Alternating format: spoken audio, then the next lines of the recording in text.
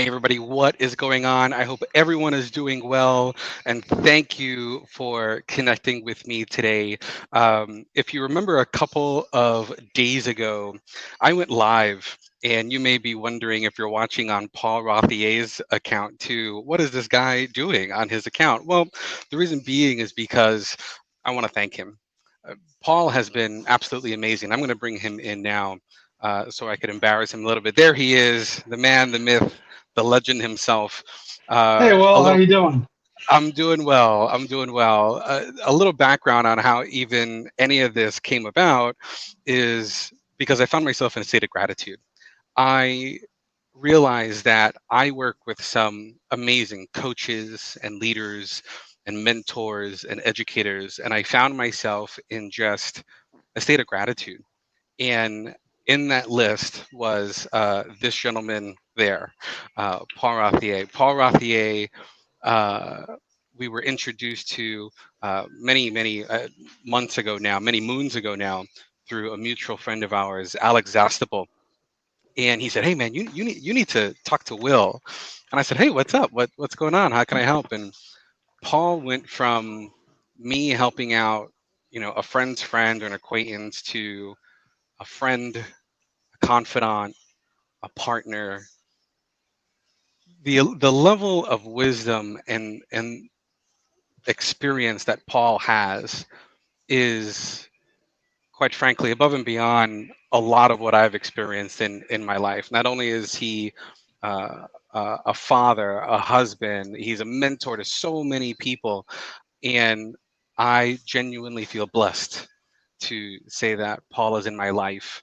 Paul is the founder of clevelandrain.com. Paul has an amazing tenacity for not only getting things done, but his level of experience with organizational efficiency and making sure that everyone is on the right page and making sure that everyone has a seat at the table, making sure that everyone is heard, making sure that everyone's voice is heard. I hate to say it, and I'm glad to see more and more of it, but it, it's hard to find it. And when I met Paul, Paul is someone who is exactly that. Paul, I can go on and on, my friend, but at the end of the day, more than anything, I just want to say thank you for being you. Thank you for your friendship. Thank you for investing in me and giving this relationship an opportunity. And if you don't remember anything else, just know that I'm grateful. So thank you. Thank you for being here. Thank you for your time. Thanks, Will. I really don't know what to say. That's was quite a mouthful. I've learned just as much from you as you purportedly learned from me. So I don't know where to take that. You're an awesome guy, and I have as much vested in our relationship as you do. It's been amazing bunch of months working with you and seeing your genius, honestly. I appreciate that, but this session is definitely about you. So thank you, and I'm gonna bring it right to you. One of the things that I love, and you mentioned uh, genius. What I love about you is that you just have a knack, not only with understanding where people are, where's people's edge is, but you have an innate ability to help people kind of extend that and push that, and then allow for them to grow. What is that? Where does that even come from? Where does that experience even come from? To know where this person has this edge, there's a not so much a stopgap, but there's an opportunity to fill this either with skill or experience or combination thereof. And you recognize this not only in me, but in so many other people and organizations that you work with. Where does that come from, and what are some of the takeaways people could learn from that? Well, I don't know if there's a lot to take away from it. It's really more about it comes from my experience back in the Navy. Um, when you had people come in underneath of you, you had to literally train them from scratch and grow them. You had to see what their talents are and maximize on those talents and help them shore up any issues that or shortcomings. And it's been a lifetime of that. I've been a football coach, a baseball coach. I've been um, a downhill racing ski coach, and it really comes out. You can actually see this in a lot of people who work with kids a lot and enjoy working with kids, enjoy growing people, enjoy taking people from where they are to where they want to be and helping them. And honestly, it's not your talent or my talent, it's their talent. It's helping them show their talent, right? Or their genius or their purpose. A lot of people need to figure out what their purpose is. And if you can help them figure it out and then help them see their own talents that will help them get there, and help them see where they need to fill in to get help from someone else to get there. That's really what it's about. It's been my whole life has been about helping other people see them. I get a lot of wins out of that, obviously. Yeah, so talk to us a little bit about your history with the Navy. What did you do, and what were some of the biggest lessons? I feel like those are part of the military, always have some major takeaways and unique to themselves.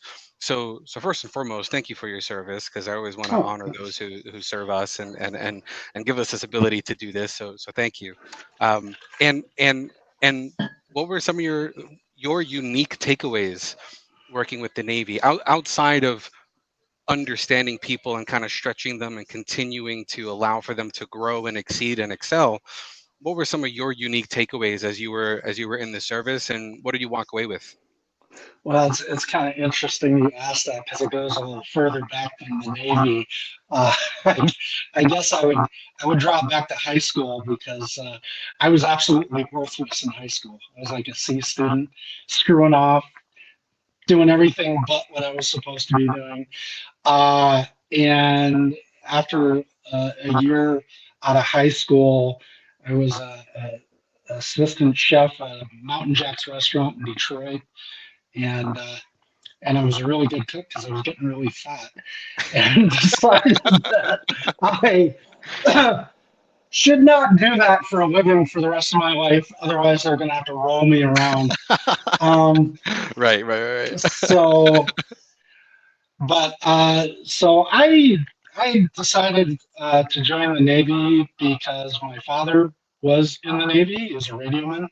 My mother was in the Navy. She was a nurse in the Navy, or in Wow, the old days they used to call them waves. wow, wow. Um, and so I totally lacked discipline to do anything. I mean, I couldn't get anything done if I wanted to back in those days. So I decided to join the Navy. And the biggest takeaway I got from the Navy was discipline. It really, turned that unpointed energy that I had into something very focused. And I was a quartermaster in the Navy, but in layman's terms, I was a navigator. So I drove tugs, pushed around subs with tugs. I drove a 500-foot ship, navigated it, Oh had my all the gosh. responsibilities of um, in 3 years, it turned me into a completely different person. I went, yeah, in 3 years, I went going in the Navy as a seaman, and then I tested third year, once I decided I was going to be a quartermaster and navigator. I tested in the top 2% of the Navy on the quartermaster's test and became a petty officer. It took me from a place of lack of focus, C student, to total focus and topping in the top 10 or top 2% of the Navy. So it just really, um, when you have someone who's really good at pointing a group of people in a single direction, it is amazing what can happen, what those people can achieve. And we on our ship achieved a ton. I remember we had this thing called an in-service inspection. It's where the admiral of the fleet comes in and inspects your boat, and my team tested number one in the boat for the quartermasters for I expect navigation. nothing less. I expect nothing Nothing less. less, nothing less. Dang it, I will suffer for nothing less. Um, Damn the torpedoes, full speed ahead. Um, so, regardless, it gave me a um, drive for two things: a drive to accomplish for myself, and more importantly, I think it gave me a drive to accomplish or help accomplish for others. And I think that's where that all comes from. So having these milestones and knowing that there's a certain standard that you have to hit, is this where a lot of the sight that you have for others comes from, and the beginning of what we now know as, I don't know, the tiger framework, the tiger mindset. Uh, Paul is known for this idea of tiger, and it's fantastic. Actually, before we go into that, can so, you so just go a little Will, bit into Will, that? what And is Tiger? What is Tiger? I got to ask so you. I got to see if you've been listening. right, so I asked because it's a softball question, but more than anything, it's because I really want to tease this about you, because you spoke about how I have my zones of genius, and I think this is really where your zone of genius comes from. Tiger is tenacity, inspire, generosity, execution, and then what's really cool is rejuvenation. I've been through a lot of training exercises. I've been through management and leadership courses. I gotta be honest. Even the last one, rejuvenation, it's just not spoken about. There may be a cycle of action in which you acknowledge some wins, maybe you acknowledge the team, but at no point in time do you even hear of rejuvenation, feeding into yourself, making sure that you're okay, building yourself up, whether it's from a cycle, or a scrum, or whatever the case may be, whatever you're working on. It's usually just grind, grind, grind, grind, grind, grind, grind, and then what ends up happening, right? You get burnt out. People grind away, basically, right? You turn into dust, right? Talk to us about this idea of tiger, and where it actually came from. What were some of the instances or stories that you're like, yeah, you know what? Tenacity for sure. Generosity was in this story, right? What were some of the things that came from the infancy, if you will, of building this tiger framework? Well, let's start off at the end because I like to start at the end. Um, the the It's a fun one, right? It's a fun one. yeah, the rejuvenation is probably the most fun because, like you said, every other program out there really talks about grinding. Um, there's a portion of, and part of that grinding, the tenacity creates an arena where you can get creative and be inspired. Um, but nobody talks about rejuvenation, and honestly, it's the most important piece. I learned this hard way. I've been through a divorce or two. So, um, I've always been in a grind mode, just, 6 or 4 in the morning till 11 at night, barely sleeping, or out catering to other people and never taking time for yourself. And it's kind of interesting. Once I realized what I was doing to myself, after my second marriage.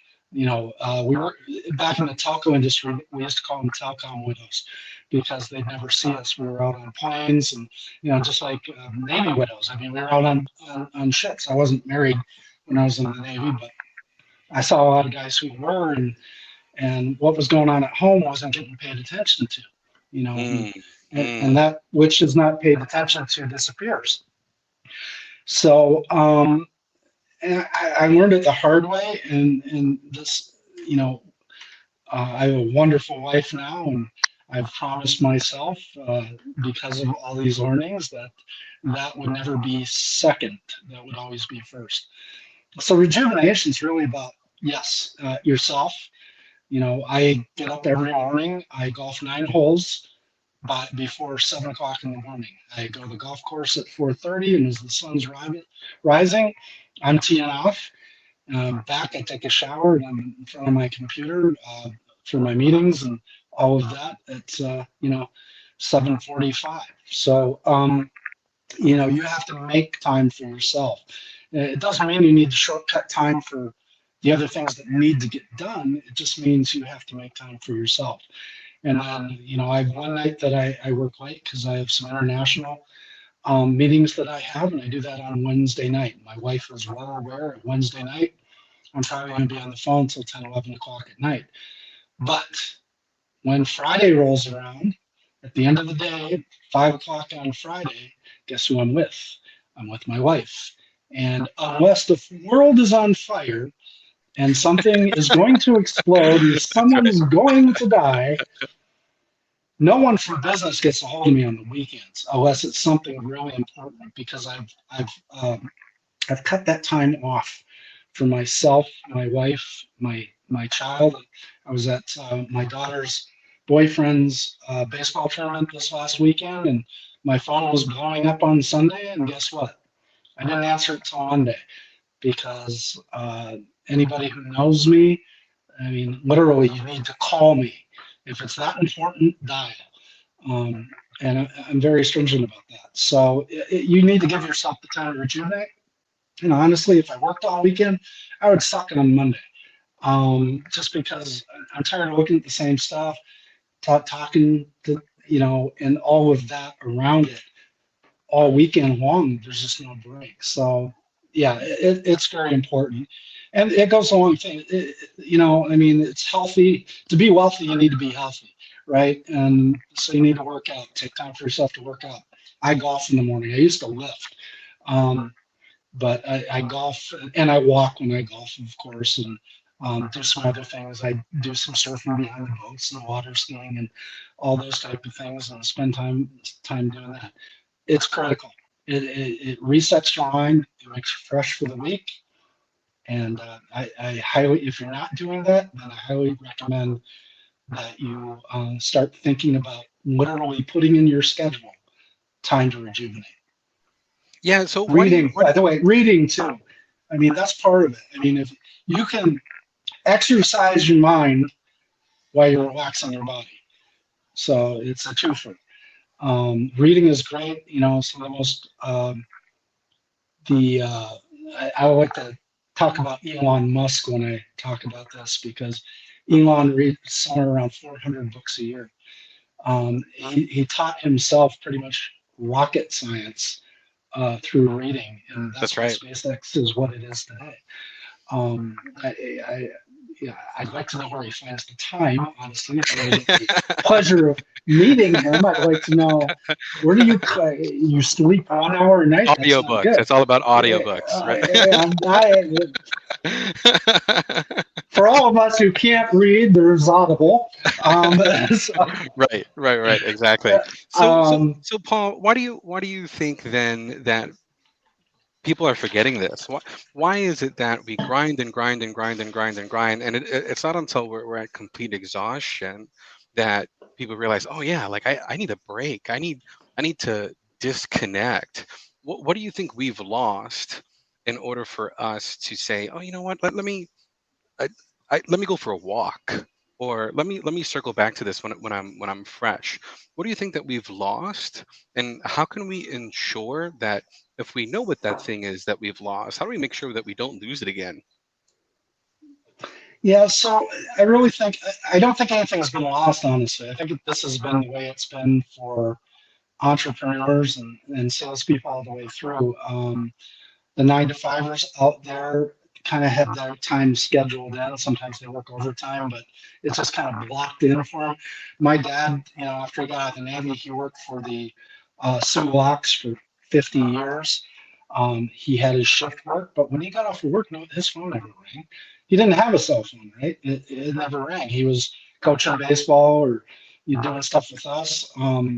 He was. I didn't grow up in an entrepreneurial family where everybody was kind of grinding all the time. My mom was an RN, my dad was, a government worker, and so I never saw that. So when I got, out of the Navy and I graduated from college and did all that stuff, and I got into what I'll call the real world, um, I didn't know when to stop, right? Because there was no bell to go boom, bing, your time's up.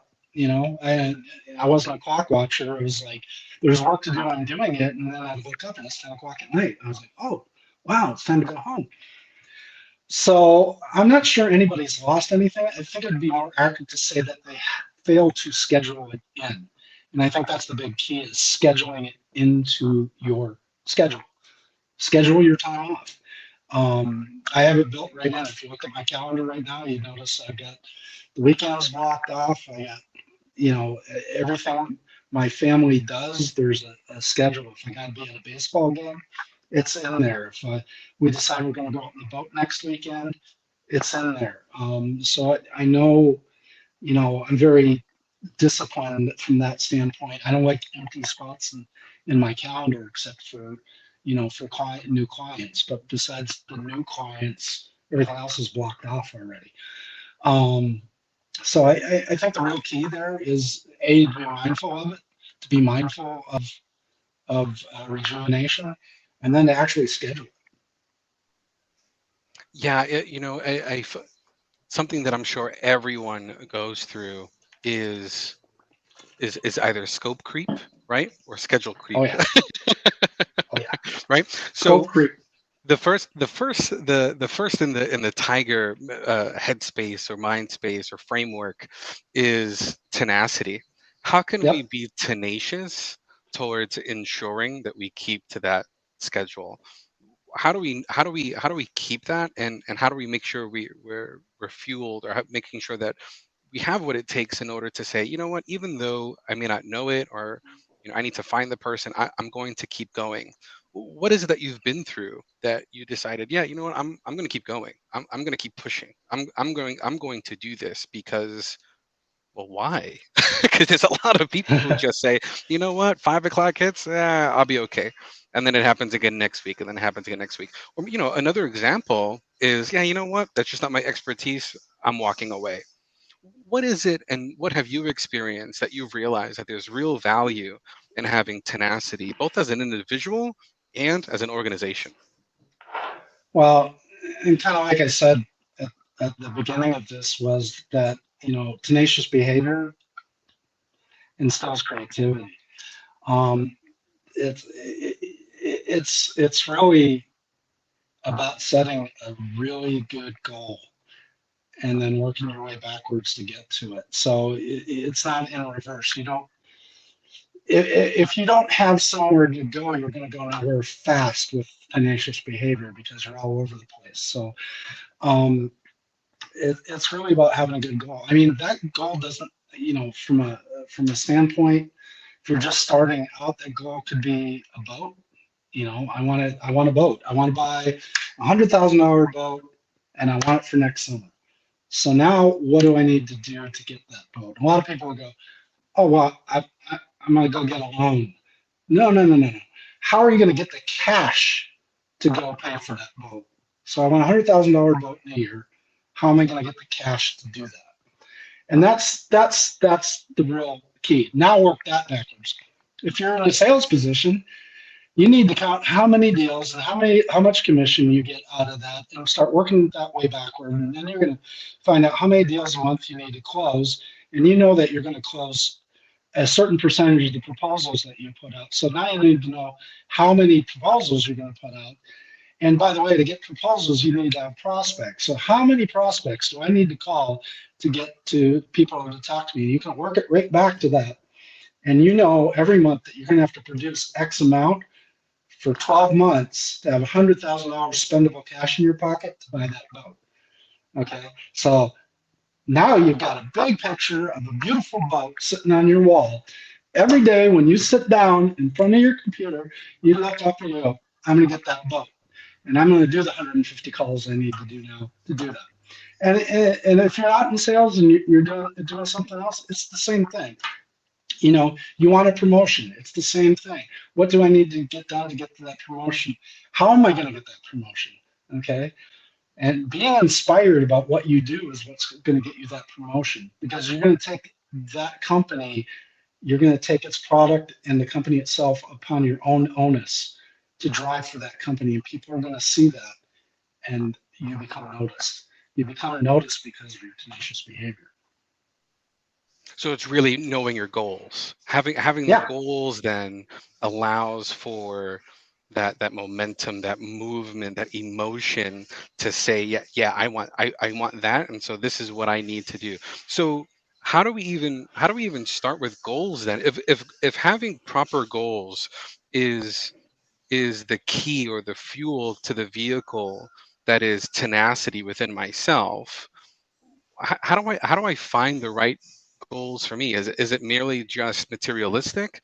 Is there something else that you go through that you say, yeah, you know what, that's a better goal than this one. I'm going to go for that one versus, the former or the latter. What's your formula for having healthy goals versus just trying to be the next Elon Musk, and I'm going to buy this and I'm going to buy that, Yeah, and right? yeah. Like, So, how do you determine what's healthy and then what's really a stretch? well, number one, you have to be clear on what it is you want, right? I'm not a big fan of goals of fame and fortune. I want to be a billionaire or I want to be, it's very surface oriented to me and doesn't, you know, I mean, good goals are bigger than yourself, number one, right? The goal for Cleveland Rain is I want to help 1 million people become successful and happy in their life. Not now, money is going to come into that at some point, right? Because you can't have a successful life without earning, and taking care of your family. You can't give yourself away. You'll never get there doing that. You have to earn money. That's a byproduct of doing something that's great. I'm working with one company right now. Their goal is 1 billion acts of kindness. Okay, and they're building a community wrapped around cancer research and cancer patients and quality of life for those. And it's an amazing goal. Um, Honestly, it drives me. It's my favorite people to work with because their goal is so amazing and it's so humanitarian in its origin. And the people who are working with it are all targeted at that. And the drive out of that group of people is absolutely mind blowing. So when you can work on a big goal that other people are involved, goes back to that. How do you manage other people, or what do you see in other people? It's because their goals are so amazing that I want to help them get there, right? That's what really drives me. If you come to me with this, as you did, right? As you come to me with this big, massive, giant goal that's amazing, and I can see your genius going forward. All I want to do is help you get there. And that finding that goal in yourself and what your genius is, and then becoming clear on that will inspire the people around you to help you get there. So you'll never do it alone. None of us can do any of this alone. It is a community. It's a group of people that help you get to your goals. No one ever gets there alone. Anybody who's trying to do it by themselves is in for a long haul. Hey, even right, we have a mutual friend of ours, Grant Cardone. Even Grant says even Jesus had 12. Yeah, 12 really good friends. Yeah, Well, yeah, he had exactly. 11 really good friends. One Right, not right, so right. much. Right, exactly, exactly. So there's something to be said about that, right? So the proper goals are goals that have an impact, goals that align yourself with a community that also has a positive impact, that is bigger than you and aligns yourself with maybe just a few good people. Is that then where the I in Tiger comes from? That inspire? Is that where? Is that the source of the inspiration in Tiger, or is the inspire in Tiger coming from something completely different? Now that really is the inspired, because when you are clear on your goal, have tenacious behavior wrapped around that goal, you inspire, as I said, you inspire others around you, but not only that, you inspire yourself. You become creative because your focus is on that goal, and that's it. That's what you want to get to, is that goal. So if you have a roadblock to that goal, then you get creative, you get inspired, to be creative, to work around or cover or through that roadblock. But you never change the goal, right? So you just keep going. And that's really what we were talking about at the very beginning of this conversation. You had asked, right? How do you keep doing that? It's because you're focused on the goal and nothing is going to stop you. So then, how do you determine, Paul, when you need to be creative, when you're looking for inspiration, or when you just need to be tenacious? How Well, do you determine the difference?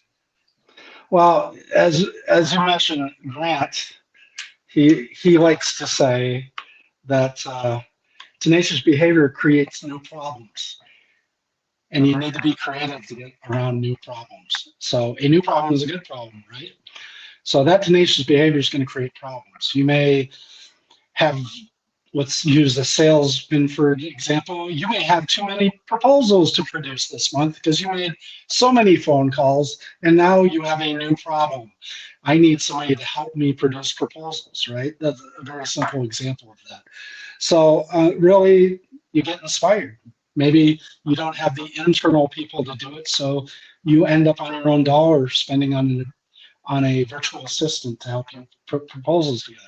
Is it worth it? Hell yeah, right? I worked for one tech company and I hired a cold caller because I had so many meetings going on. I didn't have time to cold call and I didn't want that dump in my outgoing proposals as I was trying to close business with these other companies. So I literally trained somebody for 2 weeks to cold call for me. I ended up what 260% of quota that year because I had somebody else doing my work for me, right? So it's So clearly, that that's was creative. effective. It's creative. It was worth it, right? Right, So right, you exactly. know, there's things that no one else can do but you, but there's a billion things that other people can do while you're working on your genius, right? So what you're great at and what you know you're great at, fill in the rest with someone else, and that's a creative way to do that. So, but that creativity came from a new problem that I created because I was tenacious. So having the new problems isn't actually a problem. You're really saying that you almost want a list of new problems. Am I understanding Yeah, that correctly? absolutely, absolutely. You if you're not creating new problems, then you are sitting back on your laurels. So you heard it here. Don't be afraid of new problems. So we have generosity, and then we also have execution left to kind of to tease here in the tiger mindset, if you will. If I'm trying to execute, which is the E in Tiger ultimately, right? I want to make sure that Mhm. I'm executing, right? I'm following the plan until the goals have been accomplished. Where does generosity fit in then? If I have the right goals and I'm doing whatever I need to do in order to be tenacious, that tenacity is instilling the creativity. The creativity is then allowing for me to create new problems. The new I'm going on and on and on and on. How and where does generosity fit in on this path that is the tiger's path, if you will? How do I give back if I've been rejuvenating in myself, right? I'm working on the business. Where does generosity fit in all of this? Well, you got to fill your heart. All right. When I talk about generosity, I think about you, Will.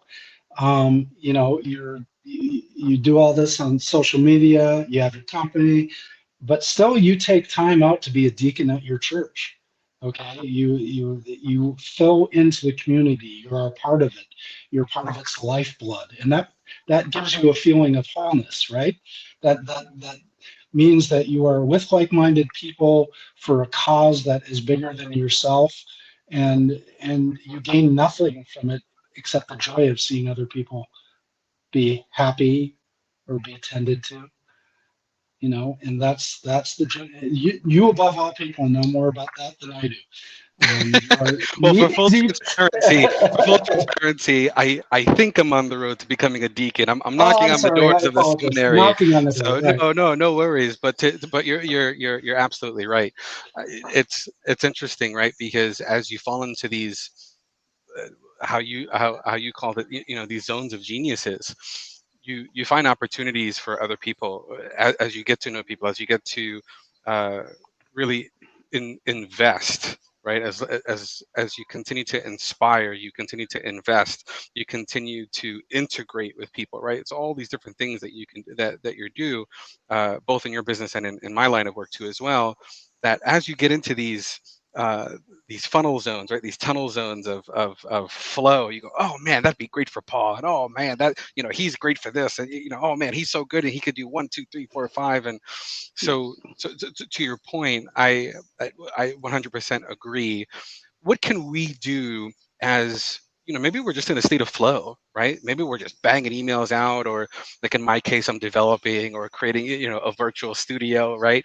As we're going along our day and doing what we can to be tenacious and inspire and ultimately executing the plan, what are some of the things that we could think of, or what are the telltale signs where we need to go, whoa, wait a minute, I can give this to someone? Because you have an innate ability to not only get to know the person, and that's probably one of the first things, but then when to give that person that opportunity, and it's very generous of you, and not just financial either, right? Generosity could come in a bunch of different Uh, forms. Talk to us about generosity from your perspective, and how can we make sure that we see the signs to be able to execute against generosity? well, I mean, really, it's seeing someone in need, and that can be, the guy at the cube next to you is struggling with cold calling or struggling with something that you're very good at, and you peek your head around and say, "Hey, can I help? Can I help you out?" It's as simple as that. That's building relationships. Um, it's you see people go to networking events all the time, and there's an error about the networking event that everybody is there to try to get something as opposed to give something. I mean, you can feel it in the air. It's like, "Hi, how are you? I sell this and I do this. By the way, are you interested?" Um, it's a different mindset. It's really looking at. I listen for things that people are struggling with, right? Mm, So I get in a conversation with someone, I'm listening. I'm not, even though I'm on here talking most of the time, and you know this, I'm the quiet guy in the room because I'm listening. I'm hearing, and if I hear someone struggling with something and I can do something about it, that's when I get into a conversation with them. And that's generosity, okay, because they may not want to buy something from me now, and I'm probably not even going to ask them to buy something from me now. But I'm going to help them with whatever the issue is that I can help them with. And down the road, you don't ultimately people don't remember what you say. They don't remember they don't remember what you do. right. What they remember how you make them feel. That's right. That's where the neurons attached to the signal is when they feel something. So as you're going out, you're trying to create these business relationships, forget the business a little bit and start listening to the people and what they're struggling with. If you're working with me, I mean, you know this, there's two questions I ask you right off. It's what problem do you solve and who do you solve it for? You've heard me say that a million times. That comes from, I want to understand how you're feeling, right? What you do, what you're struggling with, and then maybe I can help you. Um, that's generosity. That's really where the generosity falls in. Because if you're coming from a place of service, all the other stuff's going to fall into place. If you're there to help people, really help them, everything else will come into place. And that basically puts everything into full circle, right? Because that in and of itself is inspiring and then allows for people to be tenacious towards goals that they see, or maybe even new goals that are opportunities that they're going to give to people, right? So Yeah, that's why I love the the tiger mentality that you have, what you've created over at clevelandrain.com. Where can people find more information about you? What can they get from you? What is the problem you solve, and who is the I'm gonna throw it right back at you, brother. yeah. I solve a couple of problems. It depends who you are. Um, the problem I solve is I I really work with startup companies to create to to create that culture. All right, that tiger mentality, that tiger culture. I also work with individuals if they're struggling with more in there's a ton of coaches out there that are like cold calling, all of these minutia type of things that are really the tenacity portion. I can help you with that because I'll help you focus on your goals. But I'm really more about uh, creating an existence for you where you can excel, and that existence will wrap around, you know, in companies that are or salespeople that are selling into the enterprise space, where there's a ton of politics, there's multiple contact points, there's strategy involved. This is really my genius is in the strategy and the politics in the enterprise sale. My customers were 3M, Target, Best Buy, selling I mean, ERP you solutions. have some big players. Let's just put it that way, right? Yeah, yeah, You are involved with organizations that use your techniques, like Allstate, Toyota, Meta. I mean, like I want to make sure that people know exactly who Paul is. You want Paul in your corner. You want him as an advisor to your C-suite. You want him as uh, a bolt on to your organization to just absolutely get quota crushing sales, to make sure everyone is united and understands that there is a united front. And much like what we spoke about, right? Tenacious, inspiring, right? We want to make sure that we're generous, that they're executing against the plan, and then at the end of the day, that people are rejuvenated, right? right. That it's not just a burnout. So I really want to promote this fact about you, that Paul is hands down the man to go to when it comes to small medium sized businesses, growing your revenue, understanding people. I mean, the list goes on and on and on. If you haven't already taken down his website, please head on over to clevelandrain.com, book some time with Paul. He's absolutely fantastic. I'm beyond grateful, beyond grateful for the opportunity to work with you, work for you, uh, and and at the end of the day, I'm just really proud to be your friend. So thanks so much today. Appreciate you. Thanks. Same here for sure. Thank you very much. I appreciate everyone who's been listening. It's been awesome. Any last words before we go, Paul? Anything else you want Yeah, people to know? I just want to draw one more thing into that because Please, please. as you said, the it's not about sales, it's about company culture. Because honestly, if not, everyone in the organization doesn't have the same message cross departmentally that's coming out of your organization, you have some work to do. Sales is all the way across the organization, whether it's customer service down to, some of the best organizations I've ever seen have morning meetings, and even the shipping departments screaming out the numbers that they shipped the day before. It's an amazing organization. Everybody's getting excited, not just the sales team, because a lot of company cultures, the sales team's over there screaming and yelling about hitting quota, closing the deal, and all that, and everybody else in the organization's quiet. That energy needs to go across the entire organization. If you do one thing from this meeting, is go look at your organization. Is your HR department as excited about getting to work as your sales department that's closing deals? If it's not, you need to get it that way, because that's how you, especially in today's environment, you need to keep people because they're excited to work for you. You can't keep them if they're not excited. It doesn't have anything to do with money anymore. it has to do with their buy-in to your organization. Paul Routhier over at clevelandrain.com. Thank you, my friend. If you haven't already connected with him, please do so. He's on LinkedIn. He's on Facebook. He's all over the place. So if you're on my profile watching this, head on over to Paul. And if you're on Paul's profile watching this, head on over to clevelandrain.com. In fact, actually, if you're on my profile too, head on over to clevelandrain.com. Put your information and get connected, not only to an amazing person, an amazing friend, but quite frankly, an amazing organization. And that way you could stop clawing through life and business and really becoming the tiger that you need to be in your life and business. Take care, everyone. Thanks. Bye. Perfect. Thank you. Bye.